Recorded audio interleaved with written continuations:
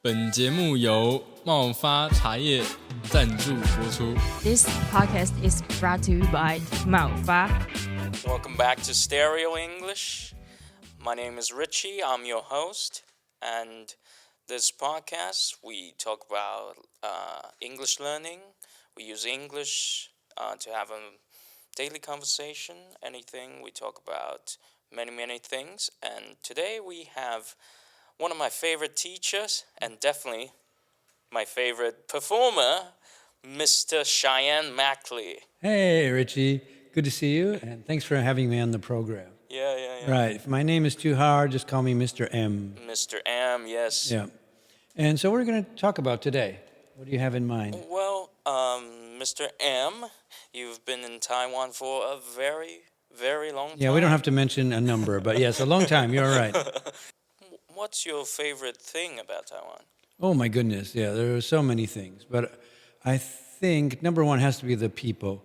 Otherwise, I wouldn't have stayed so long. I think people here are very kind, especially after you get to know them. At first, some people might be a little bit afraid of a foreigner because they're afraid I'm going to speak English with them and they'll make a mistake and then it'll be embarrassing.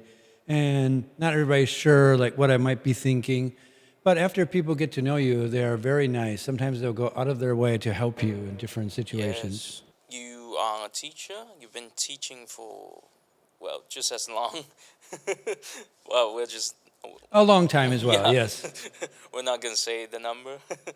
Well, being a teacher in Taiwan, what is one of the funniest memory you have? What a student said to you that's super funny? A student said to me, can I say this? Yeah. Of course Is you this can. for an adult audience? Oh, yeah, sure. No, Why not? it's not well, it is what a student said to me. One time a student, my first year in Taiwan, Wow. said to me, asked me what a certain gesture meant. Okay. So he put up his middle finger and stuck it in my face. He said, "Teacher, I often see this. What does it mean?" All right. And I had to try to explain to him, well, that's not very polite. Can you please put your finger down? Thank you. And then, I tell him that's for insulting people. Okay. Right, yeah. I didn't give him maybe a direct translation, but I told him not to be careful with using that, yes. So I'll get surprises like that from time to time. Yes. But it's not always something bad. So sometimes students will surprise me with their knowledge of English or background. Or even now, I have one student who lived in America for a time. She was an exchange student when she was in high school. And I said, where did you stay? And she said, in Wisconsin. I said, that's my home state. Where? And then the place she said is really close to my hometown. Oh, really? So we're really close to each other. Like, oh, my goodness, yeah. I never imagined someone would end up in a little spot like that I knew. Great. So there are lots of surprises that happen all the time in Taiwan. Would you? I'm sorry to jump in, but would you like to know how I got started in teaching? Yes, please. Well, I think it's because I'm a language lover, and when I was... How many languages do you speak? Okay, language lovers never answer that question directly. Again, we don't like to put a number on it. Why? I'll give you a couple of reasons why. Number one, if I give a number, let's say I say 6, someone will say, that's impressive, but my friend speaks 7. So someone always has to better you somehow, one up you. Reason number 2 is that the languages are always at different levels. So if I say that, someone will try to test me and say, how do you say monkeys flew out of my butt in Spanish? So you don't speak Spanish. Well, I do, but not maybe to that level, okay? Yes. So it's like I've studied quite a number of languages, and going back to junior high school, well, I have sort of an unusual background, is that not that unusual in America, that, of course, we come from all over the world. Yeah. And my family is mostly from Germany and France through Canada. And on my father's side, mostly all German. And my grandparents, number of aunts and uncles. That's the Mackley name? The Mackley, yeah. It's Mecht in German, yeah. Let me see if I still remember how to spell it. Go ahead. Machle? That's correct. Oh yeah, my right. God. Right, yeah. So even people I've known a long time sometimes can't spell it, but you guys always had to put it on your papers or something. Mr. Yeah. M. Right, yeah. So, yeah, and when we came to America, my family came, of course, not everybody could pronounce Mechtle like that. So it translates changes of like Mechtle, Mechtle over time. But anyway, I started studying German formally when I was in junior high school. And I just absolutely loved it. And a lot of people said, well, that should have been easy. You were probably speaking German from when you were really little. I was like, not really. It was actually after I started taking classes that I got really interested in. Then I always started to use it with my grandparents and my dad's cousins. Had the opportunity to practice. Right, yeah. And so, sure, I'd heard certain things when I was younger, but I didn't really speak it when I was little. But then after I started studying it, then I really got into it. And I loved it so much that I eventually kept my diary all in German. Until now? I do different languages now, but yeah, I did for at least like 2 years in high school. Yeah, I kept a diary in German. I recorded things in German. I did a whole number. I wrote dramas in German. Dramas in German, yeah, wow. I was crazy about it. Yeah, and eventually I got a chance to go to Germany because, do you want to hear the story? Yes, why not? Yeah, well, I took a test, and this is sponsored by the American Association of Teachers of German, and it was given in every state in the United States, so 50 states. Yeah. Now, some states only had one area where the test was. Some states with more people had several areas, but overall it was 88 tests throughout the United States. All right? And I scored the highest in my area. Wow. Which was around Milwaukee, the Milwaukee area. And I don't know if it's that impressive, but I think the thing that sold it was that I also had to do an interview. Interview? Right, and that was all in German. And so people sat down because the prize was being sent to Germany. I had to sort of represent my state. Oh, yes. Right, and my country. So they wanted to send the right person. So they had sat down in the interview with me, asked me many questions, like, oh, are you in student government? What sports do you play? What do you do? Many, many things I had to answer all in German. And they seemed to be fairly impressed with, well, I don't know with me, but at least my level of German at that time for never having been out of the country. And so I won. So at the end of the interview, I said, well, we have to tell you right now, you're going. Like, oh, fantastic. Yeah. Right during the interview? Yeah, right. Right sort of at the end, like, thank you, but we're going to tell you, yeah, we've chosen you. Yeah. Oh, my So it was God, great, yeah. but I had to keep it a secret until the awards ceremony came up. And then my parents, you had to act knew. surprised? Yeah, my parents knew, and nobody else knew. So, yeah, I had to act surprised. Did you at the ceremony like, oh my God, I won? Sort of. And my grandmother was there and other people. And so it was getting down towards the big, there were lots of prizes so people could win like a dictionary or whatever. But that was the big prize. And it was coming down towards the end, like only 3 prizes left. And my grandma said, wow, it's really getting to the end. Wow. Could it be he would even win the biggest one? Probably not, but yeah. And then it finally came to me, yeah. And then I looked, very surprised. Right, yeah.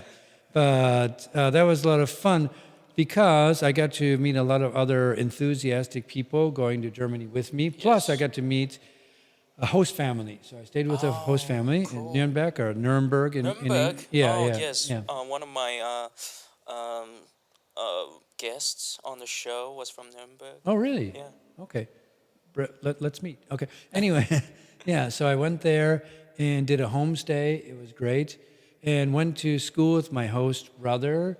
And we had special classes. So I went to a gymnasium, which is sort of like a high school in America. So we went there, but we could like sit in different classes. And then we had a few special classes just for us.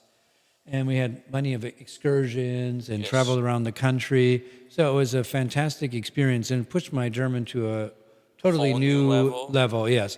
Especially because it's in southern Germany and the accent was very different from what I'd heard before. So the first 2 weeks I was shocked myself that I wasn't understanding all that much. Wow. But after about 2 weeks, I just then got used to it. Like, okay, yeah. So, right. So some of the sounds they would use, instead of like Tisch, which is table, they pronounce it more like Tisch. Yeah. So it's auf dem Tisch instead of auf dem Tisch, on the table. And then I just got used to it after a couple of weeks or so. And after a month... Quite some talent. Well, not really, but just hearing it all the time. It was total immersion, yeah. Then I spoke very little English during that time. And so, yeah, after about a month, I started imitating them. So I sort of picked up the accent of that area. Mm-hmm. Cool. Yeah. And then after that, I traveled back to Germany again. And then I went to university. And there I really got into languages pretty heavily. So I studied French, Spanish. I'd studied Spanish in high school as well, and a tiny bit of French because I was interested in it. So I'd asked somebody who worked, I believe, in the library, but she knew some French, and she taught me for a few weeks, just one-on-one. And I was always playing around with languages. Yes. So even Chinese at that time, I was trying to took out... to learn Chinese? Yeah, just picked out books from the library and Japanese and many languages, yeah. And actually, even before I started taking German officially, I went to the library and I checked out books on languages, even though it was a very different era. So even though I couldn't really get a chance to practice them, at least I could get some idea about them, you know? Yeah.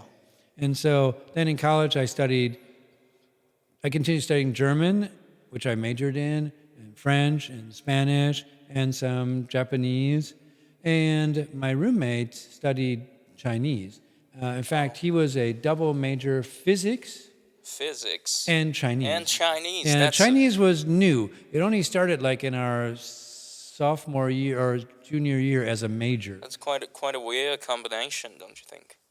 Maybe, but he's sort of a Renaissance man. His name is John. He's my good friend. And he also minored in history, so he had a lot of different interests. And he would keep like his Chinese books on the table, and so I would pick them up and start like picking up a little bit. Yeah. And one day I was even like, I picked it up, it's just beginning chapters, you know, but I started reading it. Yeah. And he's like, "You're not reading that. You just have that. You just heard me say it. So you remember?" I was like, "No." I showed him the characters. Like, did you remember what you said? Oh, I just remember it was like, you know, 阿里和 somebody else 丁里去北京大学 or something like that. It was like, it was something like that. It was some phrase like that. But I could start reading it that time because I just was playing with his books all the time, something like that. Wow. So, I mean, reading Chinese is really difficult. It is, to tell you the truth. Yes, it is. And even now, I still struggle with it. Even though I was a Chinese teacher for 5 years. In the States? In the States, yes, in Texas. So I got an opportunity through one of my friends who I knew earlier in Taiwan. She's Taiwanese, but she started a Chinese program, a Mandarin program, in a high school in Austin, Texas. Yeah, and I went to visit her one summer, and she showed me the school and said, "Hey, you know, would you be interested? We're looking for another teacher, potentially." And I said, "Well, teaching what?" And she said, "Mandarin, of course." I said, "What? No, I speak Chinese, but not like that. No. And she said, "Oh, well, you know, you could probably do it." Like, "Nah, I don't think so." Yeah. Okay. Well, yeah. And then she went anyway. Yeah. Well, she then wrote to me like 2 months later when I was back in Taiwan and said, "Yeah, we do need a teacher. Would you like to apply?" And I'm like, I don't know, but I talked it over, and I thought different things like, well, I'm getting older. If I want to get a chance to be back in the States, this might be a good time. Wow. My parents are around, and I'd like to be closer to them anyway. And I thought, well, maybe it's an opportunity. And if you're kind of doing the same thing for a long time, you do sort of get stuck a little bit. Of course, you can branch out, but you know, I'd been teaching English for a long time, so I thought, well, maybe I could try it. So I did, yeah. And it wasn't always easy, I have to tell you that. First of all, I was teaching high school kids. Second, it was a more regimented system, so I was used to teaching in university where I could pretty much do what I wanted to do. Yes. As you maybe remember from my classes. Yes. But there I had to follow the book more strictly Yes. and the tests and everything. Right. And finally it was just, I had to improve my own Chinese, which was funny because I was in America and then I was making more progress than I had made in Taiwan maybe, just because I had to teach and I had to look it up, prepare each lesson and get going. But I mean, I was worried at first that my Chinese wouldn't be good enough, but to tell you the truth, the level of student was pretty low. It was really low, yeah. So So it's I was fine. able to keep up, sort of. Yes. Yeah, right. And also share my experience in learning Chinese. And some people wonder, well, can a non-native speaker teach a language? Of course. And I think yes. Actually, when I learned German in school, it was non-native speakers. When I learned Spanish, when I learned French, they were all from non-native speakers, pretty much. Yeah. Oh. And then I did have some, like I took French in Taiwan at Taida Yuan Zhongxin. Yeah. And I took some French classes there, and those were native speakers. Yeah. So I've had both, and I think they both have advantages. Yes. Right. And so if some people are thinking about becoming an English teacher, I mean somebody from Taiwan, I think you can go Of for course. it. Yeah, right. You don't have to be a native speaker. I think native speakers have certain advantages like pronunciation, of Yes, course, of is course. native level. And then also just know some things intuitively. It can tell you, oh no, we wouldn't say that. Or, yeah. Speaking But- of but go ahead. pronunciation, Yeah. do you think it's mostly talent, or you can pick it up by, practicing really hard? Well, when it comes to pronunciation, I think it's both. So, number one, of course, people have different talents. I think it's the same thing with music, right? Yes. Some people just are more naturally inclined. They hear a song, and then all of a sudden they can play it back, even improvise, like that. And other people are like, oh my goodness, it's so difficult. However, if you practice the piano every day, guess what? You're going to get better at it, better and better, right? Even if you say, like, I don't really have any talent. And I hate it kind of when people say, oh, I don't have that talent. I don't have a language talent. I don't have a math talent. Because it's not only the talent. That matters. Right. I think, sure, that can help you. Yes. Right. Just like other things can help you. Just like, I don't know, like in life, money can help you, or, friends can help you. Many things can have the right environment can help you, sure. All those things can help you. But a lot really comes from yourself and how motivated you are. Mm-hmm. So I think people can improve in their pronunciation. And I don't think we should shoot for having a pronunciation just like a native speaker. Because, There's no point at all. well, I don't think you can even achieve it. If you're, unless... I don't think I so. pretty I much tried believe very in hard to right, do that. Well, I believe in the critical age hypothesis that says after puberty, especially, it's going to be probably impossible for you to pick up a native speaker accent. Before that, you maybe can, especially if you're working with tutors or something like that. Let's take a short Sure. break. Do we lose some of that? Oh, that's okay.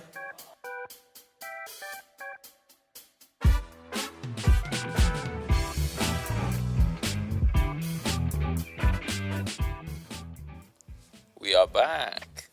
I think we were talking about pronunciation, right? Yes. And I was saying that we don't have to strive for a native speaker pronunciation because I have an accent when I speak English. Yeah. You have an accent when you speak Mandarin. Some people say, no, I don't have any accent. Yes, you do. I have a pretty typical Midwestern American accent, right? So that even native speakers have different accents. So it's not that there's just one native speaker accent and something that's wrong. So it's good to improve your pronunciation, Yes. but you don't have to try to completely sound like a native speaker because it's pretty much impossible. Let's move on to the second part. Sure.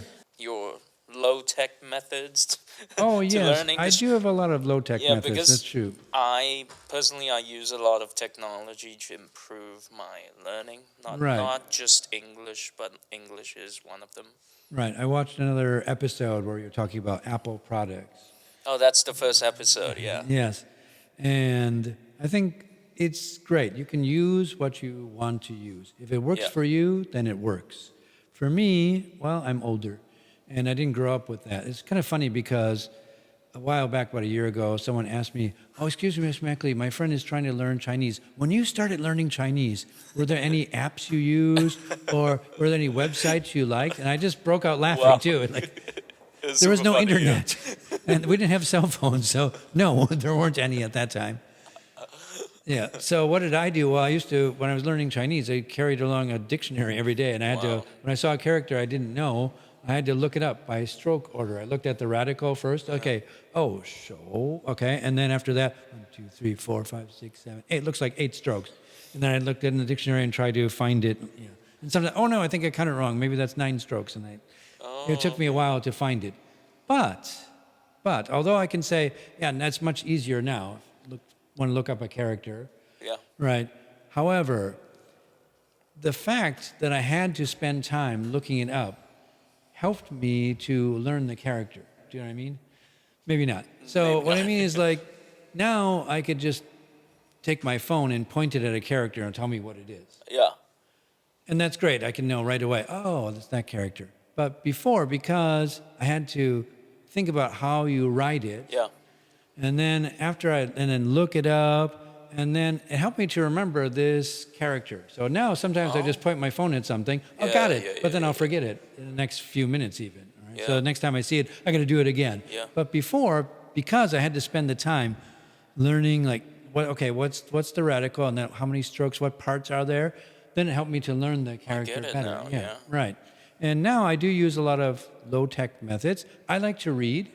And I know reading is kind of a hard sell these days because a lot of people just like to, well, speaking of sell, S-E-L-L, everybody has the C-E-L-L. Yeah, right? Yeah. Everybody has a cell phone. And so a lot of people say, well, yeah, I read like little things, but often it's just like a little paragraph. And I like to read books. Yes. And do you mind if I share some? Sure. things with you? One of the more interesting things we did in your class was silent reading. Right, Personally, yeah. I think it's quite an interesting way Right. to actually make time to read. So I liked reading stuff that's just fun to read. So a lot of people concentrate on, well, you should read the great literature. Well, that's great. Yes. But you can also just pick up fun stuff. It doesn't have to be deep. So here's something I'm reading in German, even though my German is pretty good. I'm reading this one's called Robo Spider in English. Yeah. German book. Yeah, it's a German book, although it has an English title. And, German now uses a lot of English to sound cool. Yeah. Yeah. Now, this book actually is not I bought it secondhand, so it looks old. So not expensive at all. Yeah. Let's feed the camera. Sure. And in this book, at the bottom, it says, you decide yourself. You decide. So it's one of these kind of books where you can make a decision. Yeah. So you read to a certain point, and then you can decide what to do. So you get a choice, like, do I want to go do this, climb through this tunnel, or do I want to go up the ladder? And so I can decide what to do. I've got to stop these robo spiders from taking over the world. And so I got to make a decision. At other points, I need some dice to decide, but it's built into the book. So I can just flip to a page, dice? and then you have a little die there. It gives you a number. And then other times, you have to solve a puzzle. So I'll see if I can find one. Okay, here's one. So you have to figure which one will fit into the slot. You got to do it quickly. Okay, see if you can do it. Can you find it? And then go to the section of the one you chose. Okay, but if you choose the wrong one, you might be in trouble. Yeah. So far, I've been fairly lucky. Now, this is good because although the German is fairly easy, it does have a lot of technical words in it about spider? computer. Yeah, because it's all about robots and computers and things like that. So I'm picking up some new words as I go along. Yeah. Cool. Right, that I maybe don't use in my everyday life. Right. And I'll get some other stuff here. So this one, oh gosh, I got to lean over for this, but somebody's like, why in the world would you read such an old book? Such an old book. This is called French Without Toil. And it is, I don't actually see a date in it, but I'm guessing early 60s, even less, wow. late 50s. Yeah. But I think it's excellent, just the way it's got And maybe the earliest draft of this was even the 40s, based on some of the pictures that are in it. Oh, They're really, my. really cute. Yeah. They have little cartoons and things like that, and dialogues. And some people might say, well, that's really like old style French. But a lot of it is, the stories are kind of funny. And then they also give you lots and lots of practice after reading a little story or something like that. And it's like, it's long. I mean, it's small print. And if you, to go through all, it's like 100 some little lessons in here. Yeah. So if you go through a whole thing, it takes quite some time. And it really kind of pushes you to like think in French. Now, I know some of it's kind of old, okay? So they're always talking about, hi, excuse me, can I borrow a match to light my cigar? Things like that, yeah. And like, who uses matches today? Yeah. And I don't smoke anyway. So, but that's okay, because there's a lot of other stuff I can use. So I think it's a lot of fun. There are like little songs in here and all kinds of stuff. Yeah. So I got this one for free. I got this one for, it says, 10 NT, secondhand. I bought it in Taiwan. Wow. Yeah, 10 NT. Ooh, cool. Yeah. I could do some advertising for this store. It's called Who's Books. Yeah. Yeah. In Shilin. Yeah. And they have lots of deals there on foreign language books. Pretty good. So I'll do that. Very interesting. Someone also just gave me this one a few weeks ago, which is, the Nobel Prize, right? Yes. So Alfred Nobel is the one who started the Nobel Prize. And this book is a drama that he wrote. Most people think, what? Drama? He wrote a drama? Yes, he did. Okay. Yeah, and it's very interesting. He wrote it in Swedish. This one looks new. Yeah, it's fairly, well, it's actually not that new. It was, 2003, so it's already 20-some years old, but I don't think anybody really touched it. And it's done in Swedish, which I don't read all that well, but then there's a translation in Esperanto, the world language. Not many people know it in Taiwan, but I have an Esperanto speaker friend, and I speak this language as well. Can you tell us more about that language? Sure, yeah, I'd love to. So Esperanto, it was a created language. It was invented by a person named Zamenhof, who was a Polish doctor. And in his area, well, I say Polish because at that time the borders were kind of fluid. He was in an area where Russian, Polish, Yiddish was the language of Jewish people, were all spoken. And he thought, and German as well, and he thought, wouldn't it be wonderful if there were a language that just like everybody could speak? Because he saw a lot of divisions between people. Yeah. German speakers would always get together, and then like, well, Russian speakers would always be together and things like that. So what if we don't get rid of all of our national languages, keep those are great. What if we had another language we could learn? And so what he did is he took a lot of languages of Europe, and he took the vocabulary from there, and he created a very simple grammar, super simple grammar that you can learn basically in one day. Oh, really? Yeah, right. So like every verb is regular. For example, me is I. If I say I eat, mi mangias. And if you know Italian, maybe you'll recognize that root, mange, to eat. And so, or even French too, manger. So yeah, I eat, mi mangias, I ate, mi mangis, and I will eat, mi manjos. And every verb works that way. So for example, I am, mi estas, I was, mi estis, mi esto. Same thing with you, vi. Vi manjas, vi mangis, vi manjos, like that. So you're already picking up a lot of the grammar already. And so it's very simple to learn. I would say you can learn about 4 times faster than any like natural language. Yeah. And some people say, but isn't it just kind of stuck there in Europe, based on European languages? Yeah, but nowadays a lot of people, of course, know English, so you recognize a lot of words right away. So table is tableau, okay, like that. Cool. Glass is glasso, okay, yeah. So it's you recognize all the words right away. So it's not difficult. Plus, he based the numbers sort of on Chinese, not the sound of them, but how they work. So, for example, 20 is 2 dek, 210, like 20, like that, yeah. So he going to base the number system, how Chinese works. And so you recognize a lot of things when you start learning it. Now, in Taiwan, it's not very popular. I'd say maybe there are about 50 people who know it. Yeah, but it's much more popular in other areas, especially Japan, Korea. Yes. Wow. Yeah, Vietnam. So I went to a conference in Vietnam, and there were about 400 speakers that got together for the Asian conference a few years back. Well, it was actually before COVID. Oh. Yeah, and then there are big conferences around the world. There are probably about 2 million people who have some knowledge of Esperanto around the world. Mm-hmm. But it has a great advantage. You might say, well, that's the point of English. That's why we learn English. So we have this other language we can use around the world. That's true. Yes. But English has native speakers. And so when you talk to me, I'm at sort of an advantage in that it's my native language. And maybe you might be afraid of making a mistake, or you might say, hey, what does that mean? And I have sort of this, it's sort of an imbalance, let's just say. Right? Yeah. And if you speak, same thing, if you speak Mandarin, it's your native language, and I might struggle with something or other in Mandarin. But in Esperanto, pretty much everybody has to learn it. So we are all sort of on the same footing. And that way, we all help each other.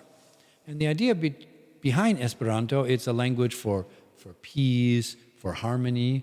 So people who learn Esperanto are usually ones who are interested in like the world's history and culture and so on. And they love meeting new people, right? So I've never met an Esperanto speaker who's just like, no, I hate people. Yeah, because, yeah.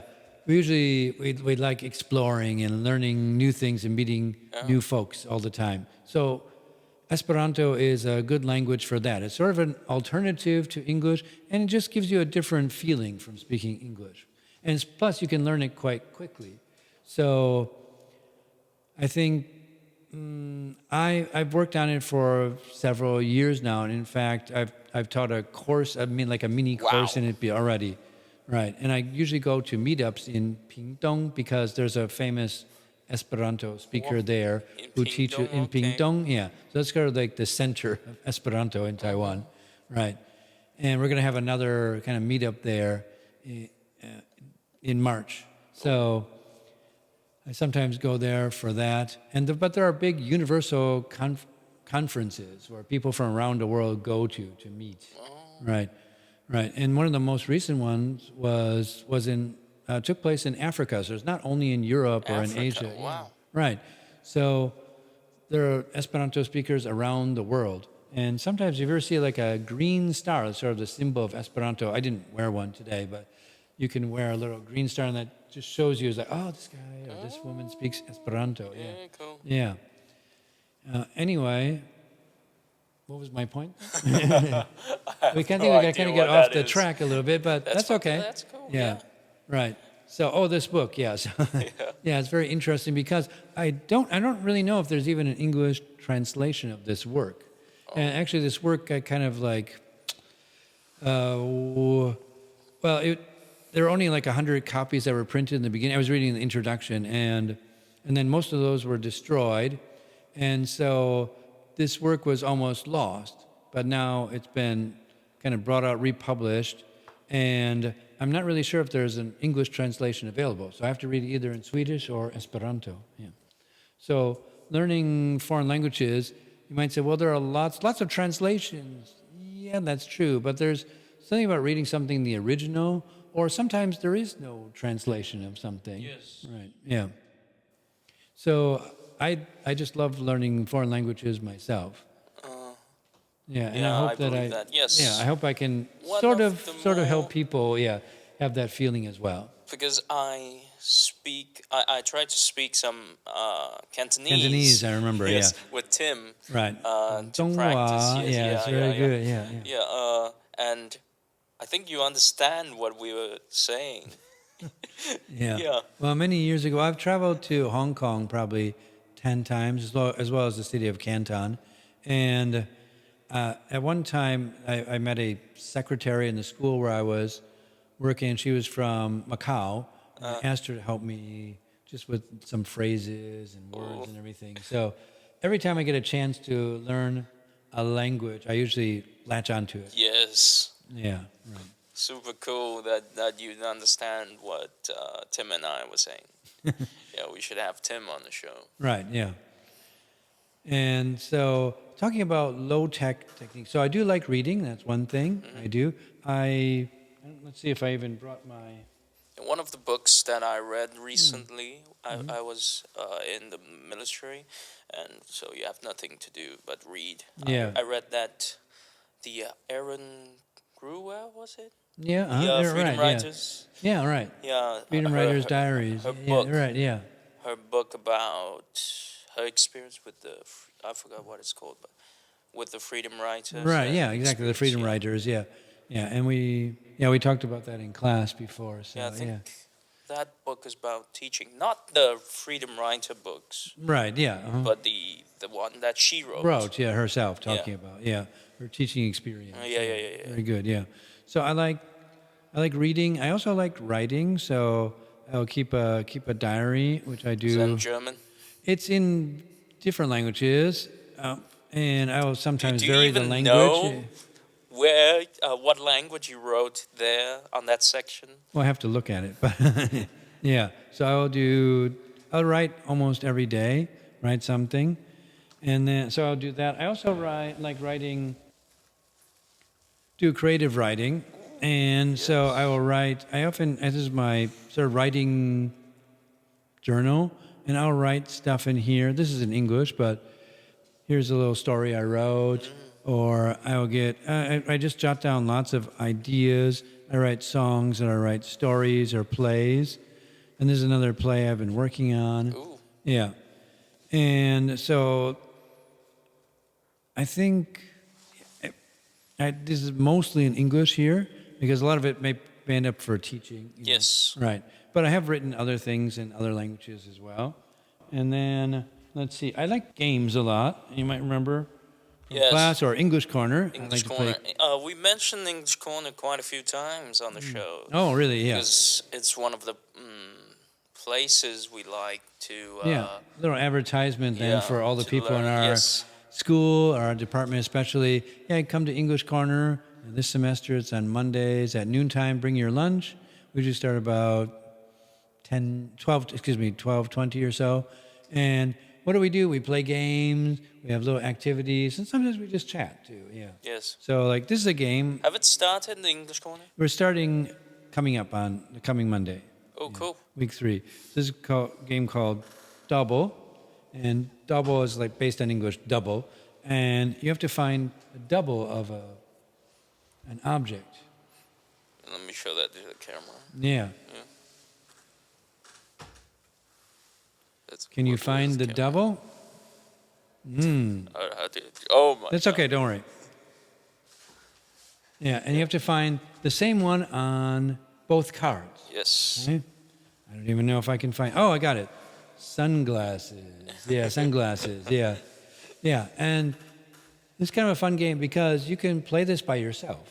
Do you know what I mean? To see how fast play you are. this by yourself at right. home? And you can do it in different languages. Yeah. You know? So if I do German, Sonnenbrille, yeah.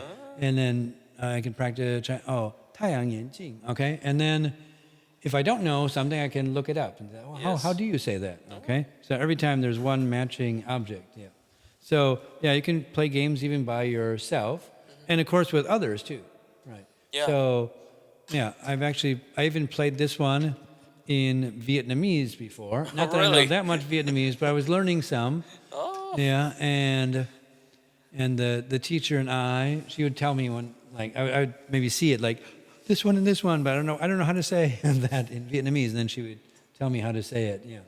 And so, yeah, you can use it for some of these games for various languages. So I like that a lot.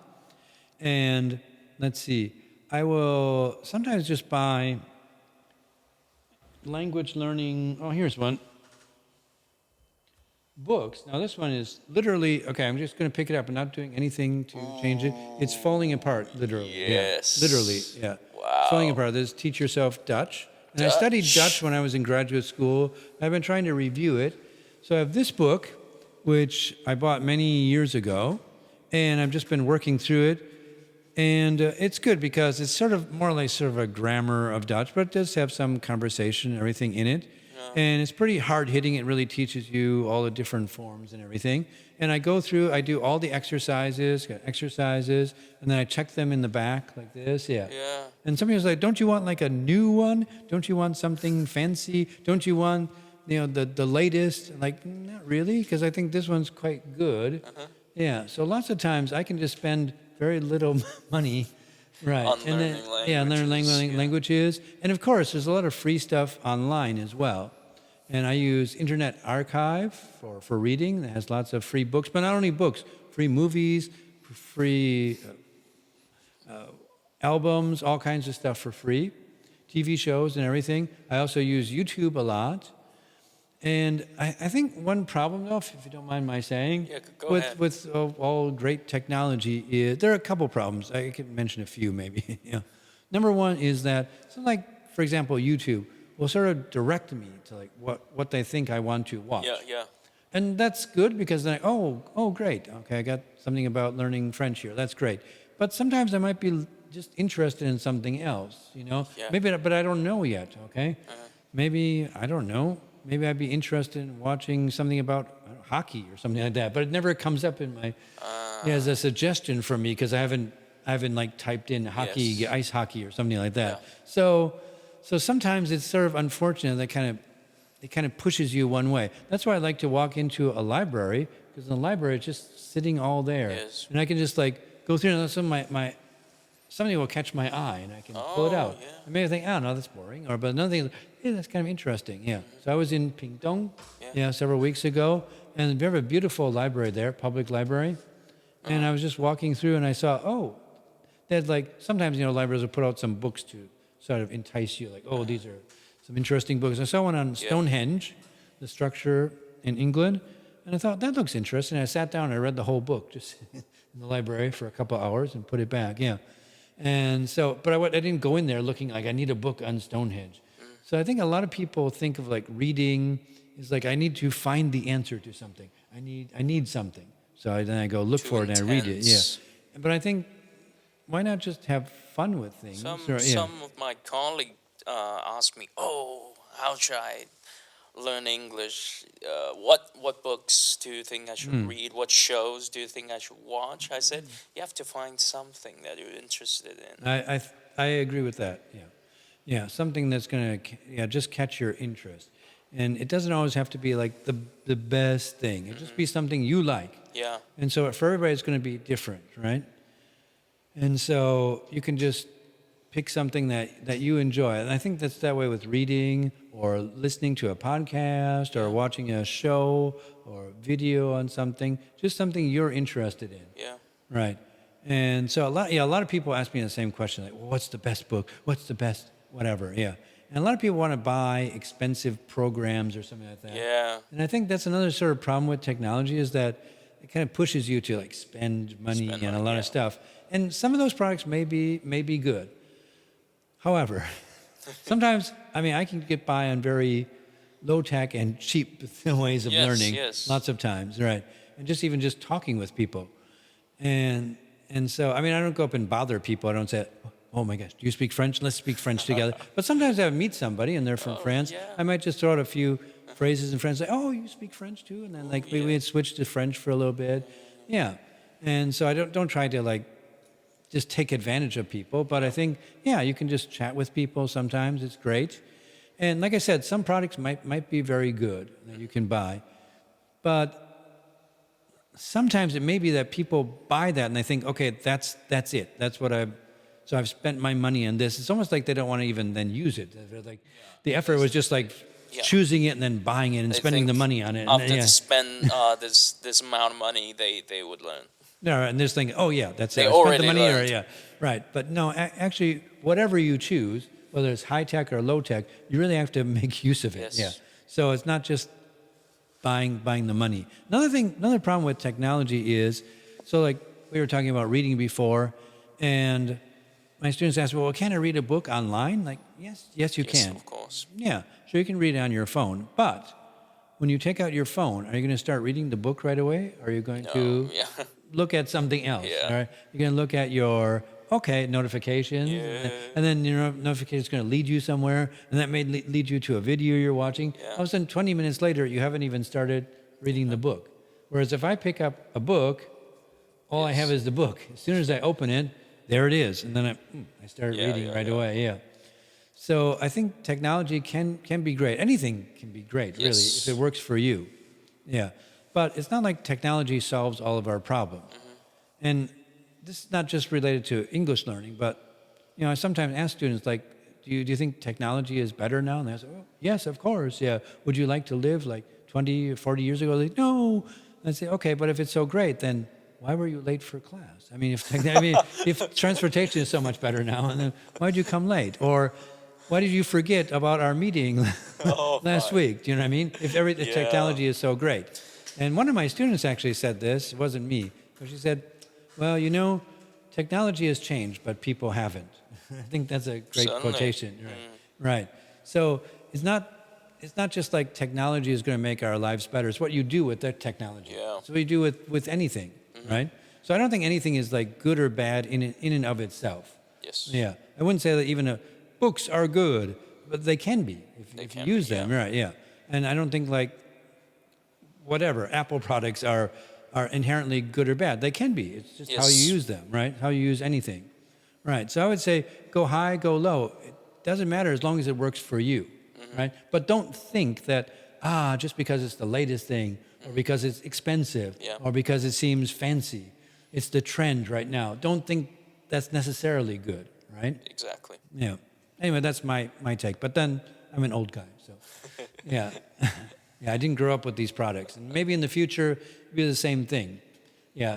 Possibly. Your kids or grandkids say, you're still using that, like something called an iPad or, what I mean? Yeah. Or whatever, Definitely going to happen, yeah. Right, yeah. And you say, but it's quite useful. Yeah, and they're going to say, but why don't you use whatever the latest thing is, right? Yeah. But you kind of be used to that. So, So you can use anything, yeah. And lots of times I think students sometimes want what I call Harry Potter or magic. So they just want something magical. They want to buy a book and that'll let them learn English. Or they want to watch a series and that'll let them learn English. Or they want to take a class, and that'll, even my class, I'll take your class, then I'll learn English well. But not necessarily, because it kind of all comes from you. Yes. It comes out of how much motivation you have. And like we talked about a little bit earlier, like is it talent or what is it? Sure, there's some innate abilities in people, right? Yeah. And it's great if you have an innate ability. But a person who has high motivation could even surpass somebody who has all this right, just born like being able to understand certain things, right? Right. And I think someone I didn't say this either, I heard this many years ago. Someone said, in life, there's not that much you can change. I really can't change. There's too much traffic in Taipei, I want to change that. I can't change it, right? Yeah. Many things I cannot change. Or it's raining today, I can't change that. But there's one thing you can always be in charge of, and that's your attitude. Yes. So you decide what your attitude is going to be. And if you feel like, okay, this is hard, whatever I'm learning, this is hard, but I'm going to keep going at it. Yeah. I'm going to try some different methods, see if they work, they don't work.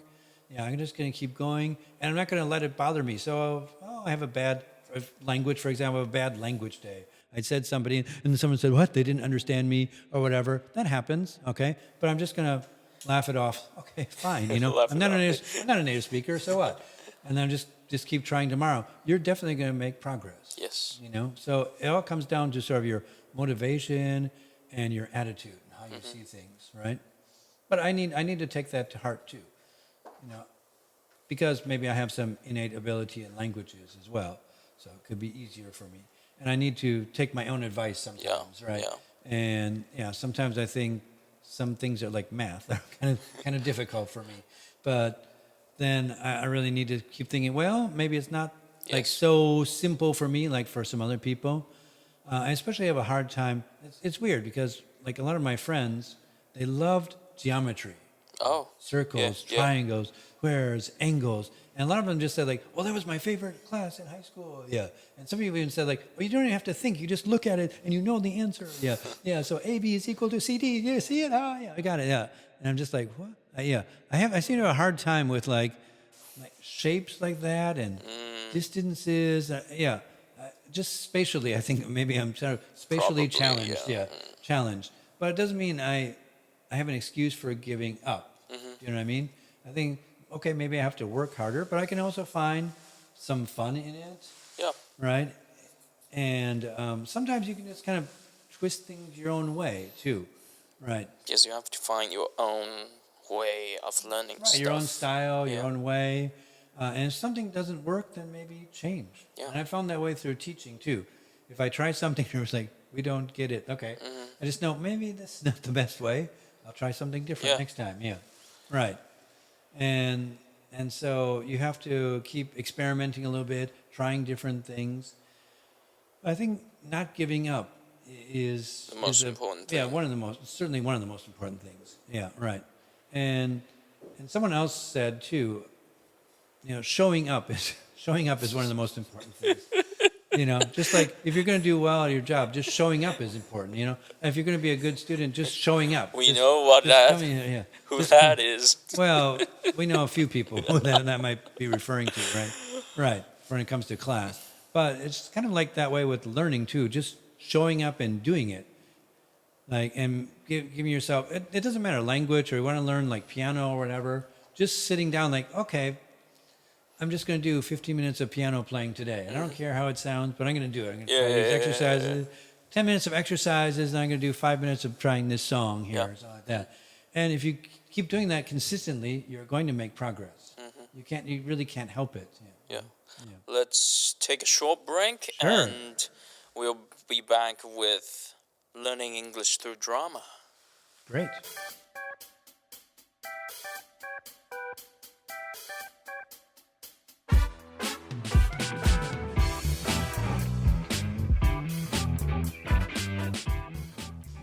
And we're back. Yeah. Learning English through drama. That's one of my favorite things to do is drama. Indeed, actually, yeah.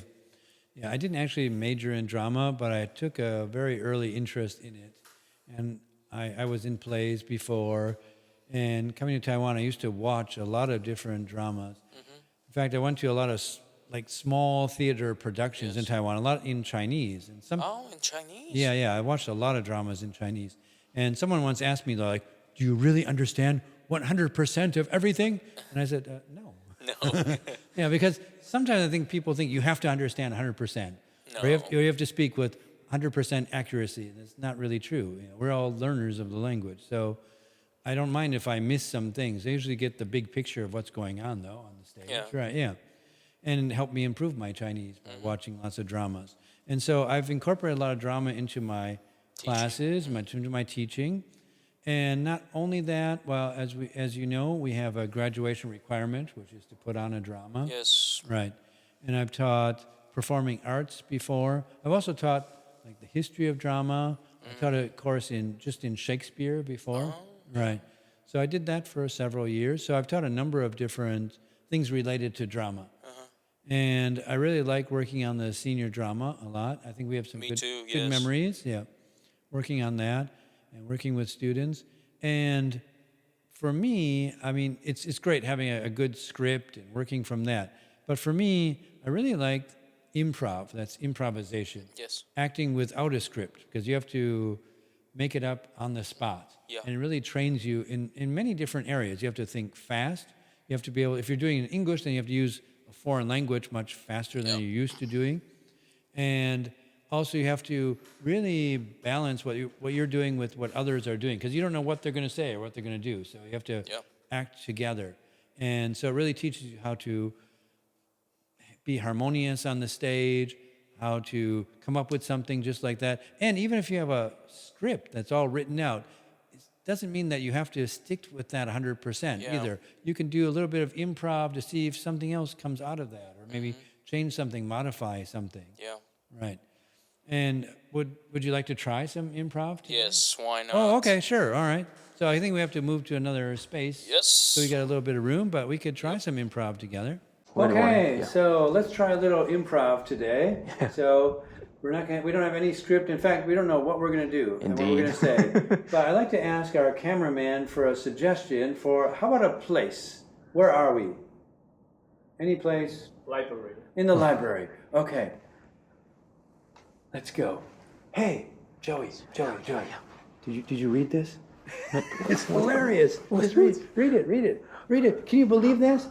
This is a history of the school. And it says right here that there's a treasure hidden somewhere on this campus. That's ridiculous, man. But we could find it. We could do it. Where?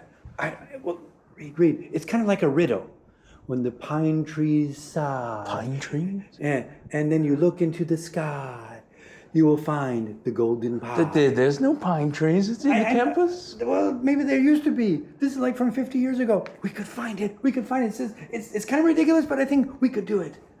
Joey, come on, what do you say? You and me, man. Just like the time we cheated on our test. Remember that? Yeah, here we go. Yeah, all right. Let's do it. Yeah. But All right. Wait a minute. Did anybody overhear us? Who the heck is that? End scene. Okay. So now we're going to play the same scene again.